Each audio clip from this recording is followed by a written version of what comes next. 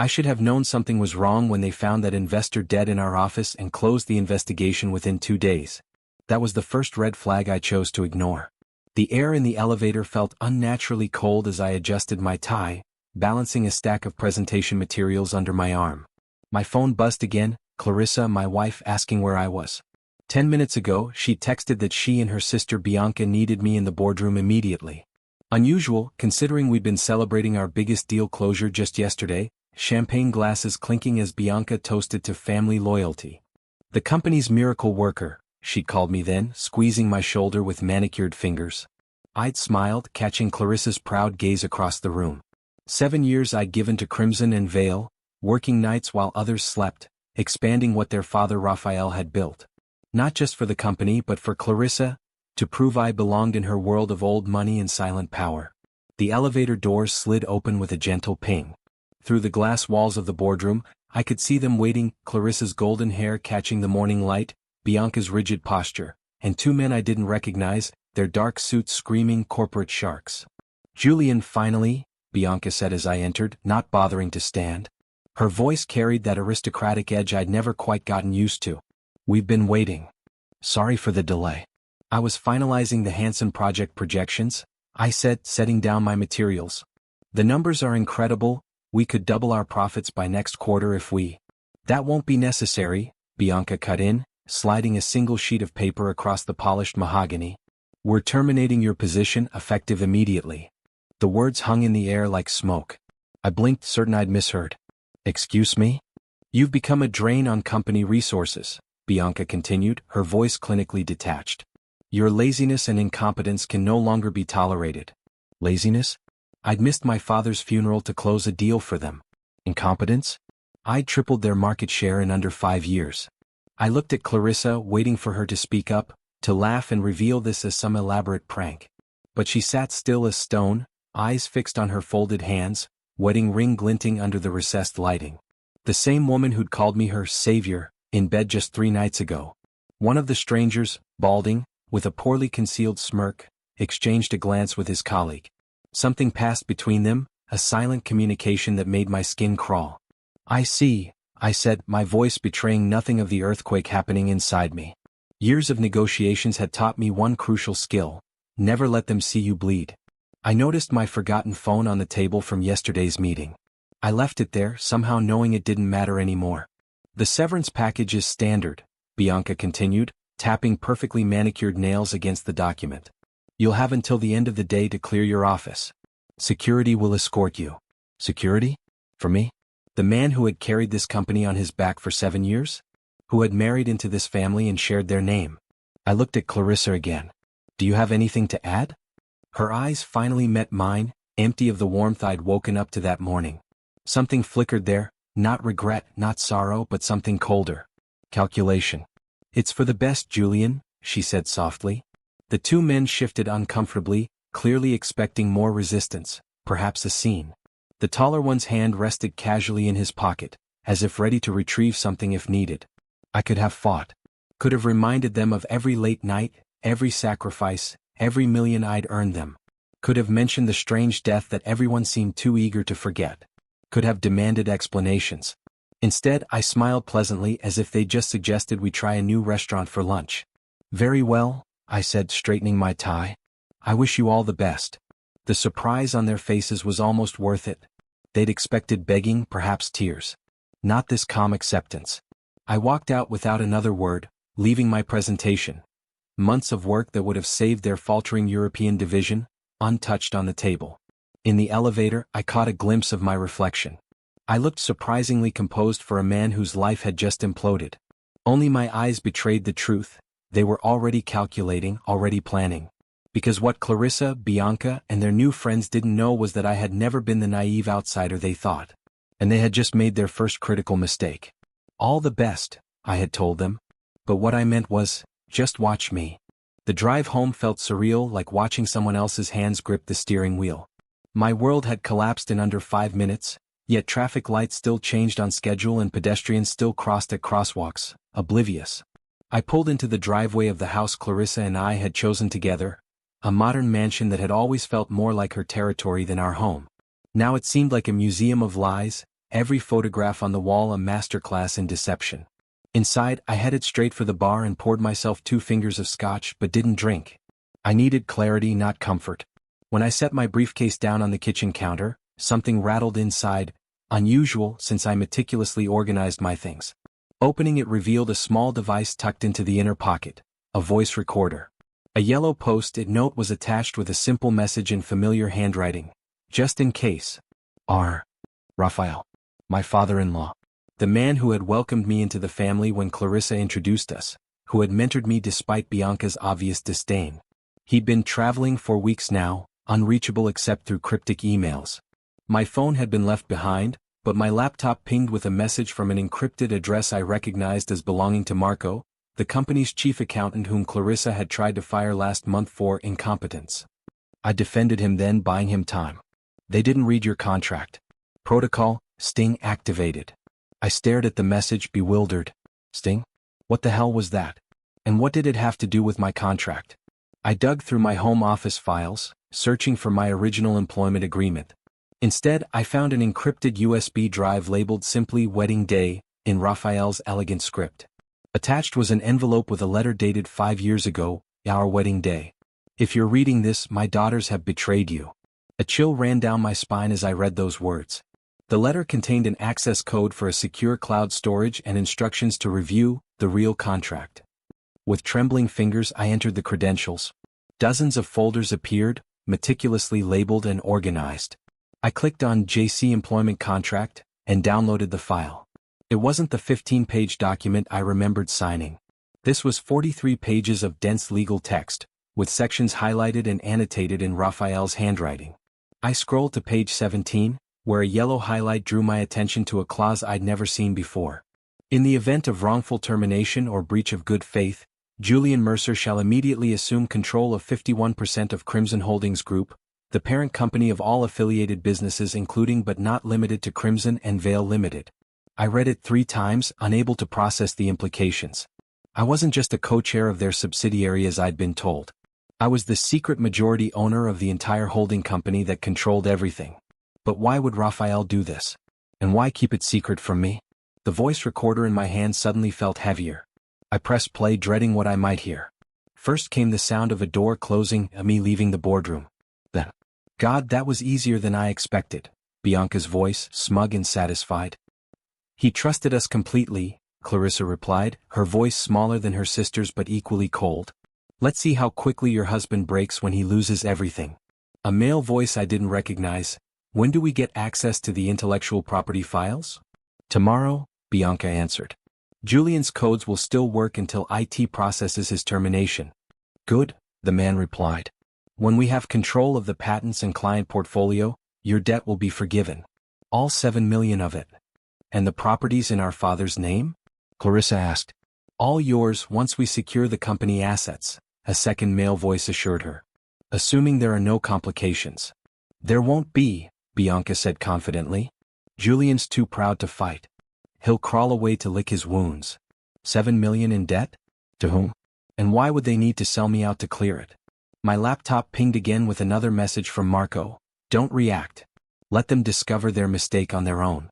Meet me tomorrow, parking level 3, south corner. 11 a.m. Come alone. I sat back, my mind racing. This morning I'd been a husband and executive. Now I was, what? A secret owner being hunted? A pawn in some larger game? The betrayal by Clarissa cut deepest. I could understand business maneuvering, but she had shared my bed, my name, my life. The house phone rang, startling me. I checked the caller ID, Clarissa's cell. I let it ring, watching as the answering machine picked up. Julian? Her voice echoed through the empty house, carrying a concern I now knew was counterfeit. Please call me back. We need to talk about what happened today. It's not what you think. I remained silent, listening to her fabricate distress. I love you, she finished, her voice breaking perfectly on cue. I deleted the message and turned back to the contract on my screen. For the first time since leaving the boardroom, I smiled. They thought they were the hunters. They had no idea they had just become the prey.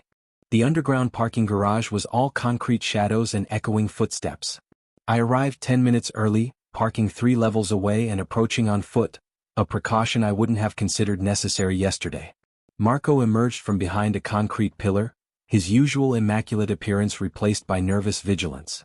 His eyes constantly scanned our surroundings. "You look terrible," I said.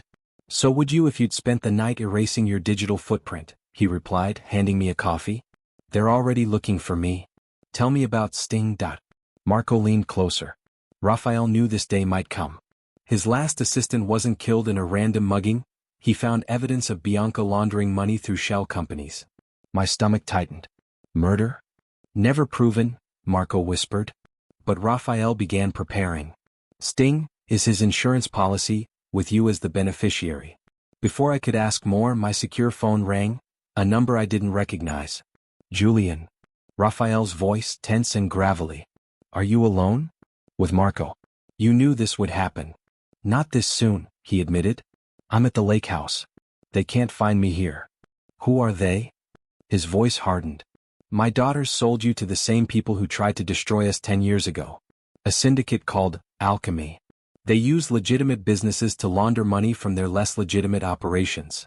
The name triggered a memory, a hushed argument between Raphael and Bianca I'd overheard years ago, with that same word spat like venom. Bianca's been their agent for years, Raphael continued. Clarissa was just a puppet they positioned. The men in the boardroom were Alchemy lieutenants. As he spoke, I recalled the dossier I'd found in our home safe, photos of Bianca meeting with men whose faces matched those in the boardroom. They're after the company's intellectual property, I said. And they won't stop until they have it all, Raphael confirmed.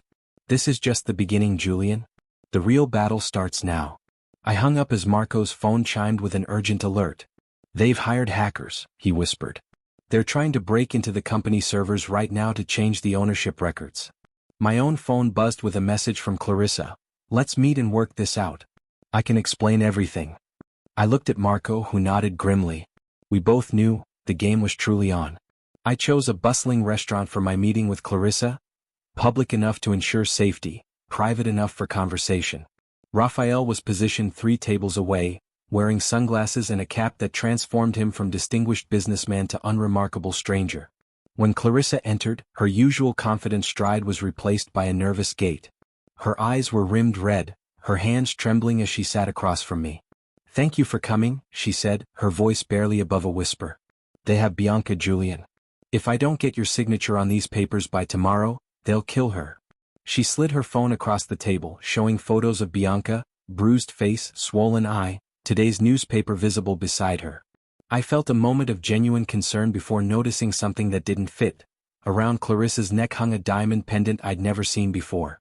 Brand new, at least $30,000 worth. Not exactly mourning jewelry for someone whose sister was being held hostage. Who are they? I asked, allowing a tremor in my voice, playing the worried husband. Just business partners who got impatient, she said vaguely. I didn't want this, Julian. I tried to protect you. I reached across the table, taking her hand. Tell me what you need me to sign.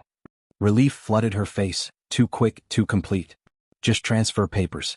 Nothing that will hurt you financially, I promise.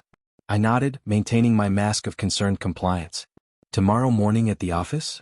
Yes, she breathed, squeezing my hand with what felt like genuine gratitude. After she left, Raphael joined me, sliding into her vacated seat. Convincing performance, he said, showing me his phone. On it was a real-time photo of Bianca lounging at an exclusive spa resort, cocktail in hand, timestamped 20 minutes ago.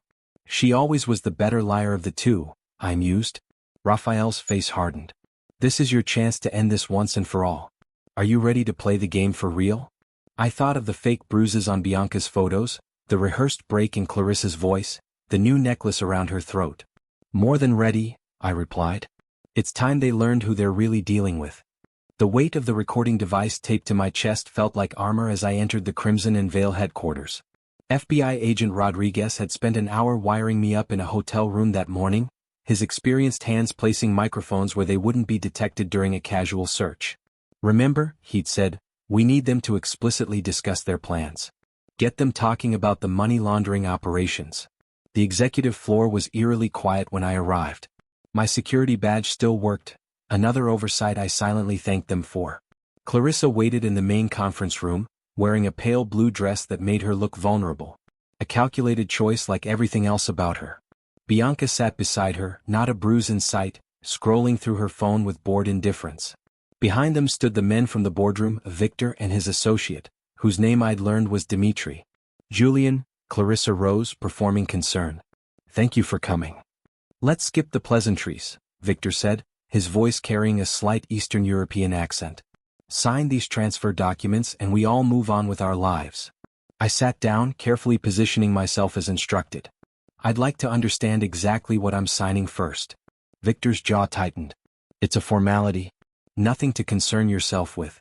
Humor me, I insisted, sliding the document closer. After all, it's the last thing I'll do for the company. I deserve to know. Bianca sighed dramatically. Fine. The technology patents you've been developing are being transferred to one of our partner companies for safekeeping. Safekeeping? I asked innocently. The market is volatile, Victor explained, growing impatient. These assets need protection from government oversight. You mean laundering, I clarified. The room fell silent. Excuse me? Dimitri stepped forward, menacing. The technology contracts with non-existent companies, I continued calmly, the falsified shipping manifests, the offshore accounts in Belize. It's quite an operation you've built. Victor's face darkened. Sign the papers, Mr. Mercer. Now. I smiled, reaching for the pen. Of course. As I bent over the document, I pressed the hidden button in my watch. The signal. The doors burst open. Agent Rodriguez led a team of FBI agents into the room, weapons drawn. Federal agents. Nobody move. The look of shock on Clarissa's face as the agents entered was almost worth everything I'd been through. You knew? She whispered as an agent cuffed her. All this time you knew? I didn't answer. Some betrayals run too deep for words. The interrogation room at the FBI field office was deliberately uncomfortable, hard chairs, fluorescent lighting that buzzed softly, and a temperature just cold enough to keep you alert. Through one-way glass, I watched as Clarissa wrapped herself in the thin blanket they'd provided, her mascara smudged beneath red-rimmed eyes. She's claiming coercion, Agent Rodriguez said, handing me a coffee. Says her sister threatened her, that she was trapped. I took a slow sip. And you believe her? What I believe doesn't matter. But we found something interesting. He slid a folder across the table. Your wife has gambling debts. Underground casinos, high-stakes poker games. She's lost millions over the past 3 years. The revelation shouldn't have surprised me, yet somehow it did. Clarissa had always been careful with money, obsessively so. Bianca used those debts as leverage, Rodriguez continued. But Clarissa wasn't entirely a victim. She made her choices. Through the glass, I watched my wife's lips trembling as she spoke to her attorney. Was any of it real between us? Or was I just another game she'd played? Will you press charges against her? Rodriguez asked. I shook my head slowly. No. But I won't speak to her either. My phone buzzed with notifications, dozens of missed calls from the board of directors, journalists seeking statements about the attempted criminal takeover of Crimson and Veil. None of them knew about Clarissa's involvement yet. The media's running with the story, Rodriguez noted. Your board is panicking. Let them panic, I replied, silencing my phone. Outside the FBI building, Geraldine, Raphael's former assistant, waited by my car. Her face was drawn with worry. It's chaos at the office, she said. Clients are pulling contracts, stock is plummeting. Everyone's waiting for you to say something. I unlocked my car, considering her words. Sometimes silence speaks louder than any statement. What should I tell them? She asked. Nothing, I replied. Absolutely nothing. As I drove away, I realized that in the vacuum of my silence, imaginations would run wild. Rumors would spread. Anxiety would grow. And in that growing discomfort, I would find my greatest leverage. The game wasn't over. It was merely entering a new phase, one where my opponents would defeat themselves. After a week of calculated silence, I finally drafted my message to the board. Each word was carefully chosen, each revelation strategically placed. I wanted them to understand exactly how close they had come to losing everything. My letter detailed the attempted criminal takeover, Bianca's role as the architect of betrayal, and my status as the majority owner, a fact that sent shockwaves through the corporate hierarchy. I demanded a complete audit of all contracts from the past 2 years and a restructuring of the management team. The responses came within hours, a board fractured in half. 5 directors supported my authority without question, citing Raphael's wisdom in secretly appointing me. The other 5 resisted, calling my demands excessive and destabilizing. Their emergency meeting was scheduled for 9 in the morning. I arrived at 8, reviewing security footage with Marco, who had been officially appointed as interim CFO. "They're here," he said as the elevator chimed, revealing the board members filing into the conference room, faces grim with uncertainty. I let them wait 15 minutes, not long enough to be rude, but sufficient to establish who was now in control. The meeting had barely begun when Clarissa walked in, dressed in somber gray, her face a mask of contrition. "I know I have no right to be here," she announced to the startled board. "But I can help find Bianca. She contacted me last night." Before I could respond, a security alert flashed on my phone. Unauthorized access detected in the company's main server room. "Someone's trying to breach our systems," I announced, silencing the murmurs. "They're attempting to wipe the evidence of Alchemy's involvement." As half the board looked confused, the other half exchanged nervous glances. They recognized the name. I organized an emergency response team, working through the night to secure our data. By morning we had repelled the attack, but Marco discovered something disturbing on Bianca's computer, files proving she had been spying for competitors for years. When Clarissa requested a private meeting, I reluctantly agreed. "I truly am sorry," she whispered, eyes downcast. "I was weak, but I never wanted you hurt." I studied her face, searching for truth among the lies. "This isn't about you or me anymore," I replied coldly. "It's about saving what your father built." She nodded, understanding the line I had drawn. There would be no easy forgiveness, no quick reconciliation. The damage was done, and some wounds leave permanent scars. The news of Victor's death in prison came through Agent Rodriguez, an apparent suicide that reeked of silencing. His body was found the morning after he had requested a meeting to discuss Alchemy's upper management. "They're cleaning house," Rodriguez explained, his voice tense over the secure line. "And you're likely next on their list." I barely had time to process this when our IT director burst into my office, face pale. "Sir, we're under attack again. More sophisticated this time. They're hitting all our servers simultaneously. For 3 days we fought digital battles on multiple fronts. Sleep became a luxury as I coordinated with cybersecurity experts and FBI technicians. Threatening emails arrived hourly, some containing personal details only someone watching me could know. "We need to change tactics," I told Rodriguez during our midnight strategy session. "Defense isn't enough. We need to draw them out." The trap was elegant in its simplicity. A press release announcing Crimson and Veil's development of an innovative encryption technology, entirely fictional, but irresistible to Alchemy's operations. "Bait them with what they want most," I explained to Raphael. "Technology that could hide their transactions from government oversight." Within days, new investors approached our business development team, their credentials impeccable but their eagerness revealing. Each was carefully monitored, their communications traced back to Alchemy's network. Clarissa proved unexpectedly valuable, identifying several of Bianca's old contacts attempting to infiltrate our supply chain. "She always kept detailed records," Clarissa explained, "even of people she shouldn't have known." Working with the FBI, we turned these encounters into evidence, documenting every attempt to gain access to our non-existent technology. The breakthrough came when we managed to identify and arrest 3 senior Alchemy operatives during a sting operation. Their phones contained contact information for others higher in the organization. "We're climbing the ladder," Rodriguez said with satisfaction. "Soon we'll reach people who can't hide behind proxies." Meanwhile, I began the painstaking process of rebuilding client trust, conducting personal meetings with our major partners to present our new security protocols. During one such meeting, I received a text from an unknown number. "B sends her regards from Monaco. The game isn't over." Looking out at the city skyline from my office, I knew one truth with absolute certainty. This would only end when Bianca was found. The boardroom fell silent as Raphael entered, his commanding presence unchanged despite the months of self-imposed exile.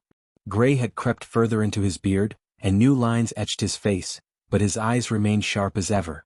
"Gentlemen, ladies," he began, standing beside me at the head of the table. "I believe introductions are unnecessary." The board members who had opposed me shifted uncomfortably in their seats. Raphael's return had not been announced, and his sudden appearance carried the weight of judgment.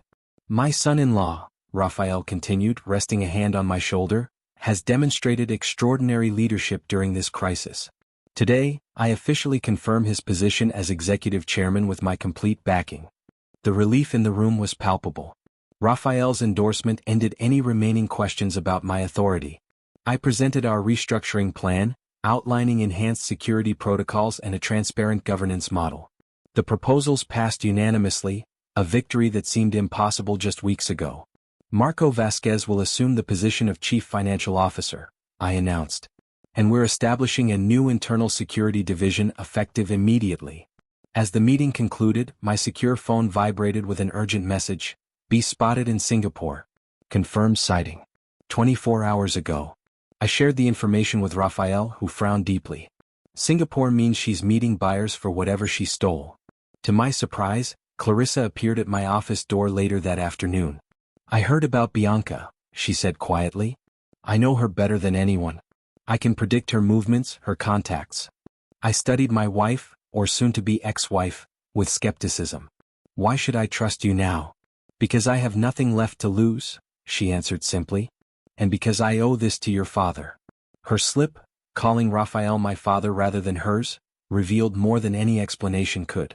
Despite my reservations, I agreed to work with her, establishing clear boundaries and expectations.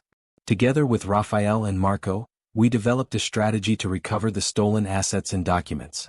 During these strategy sessions, I began to see glimpses of genuine remorse in Clarissa. Not enough to rebuild what we had lost, but perhaps enough to forge something new from the ashes of betrayal. Our breakthrough came unexpectedly. A former alchemy partner reached out, offering information in exchange for immunity. They're selling Crimson's technology to 3 separate buyers, he revealed. Bianca is brokering the deals personally. We had our target. Now we needed a plan to bring her down. The private airstrip outside Singapore shimmered in the tropical heat as we finalized our positions. 3 months of planning had led to this moment. A carefully orchestrated trap with Clarissa as the bait. She'll recognize any law enforcement within seconds, Clarissa had explained during our planning. But she'll never suspect that I would betray her. I watched through binoculars as Clarissa's taxi approached the hangar where Bianca waited with her buyers, technology executives who were actually undercover agents. My stomach knotted as Clarissa disappeared inside. Team Alpha in position, came Rodriguez's voice through my earpiece. All exits covered.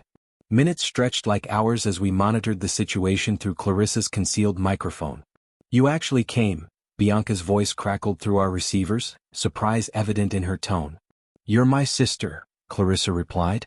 I told them I needed to use the bathroom and slipped out. Julian believes I'm getting my hair done.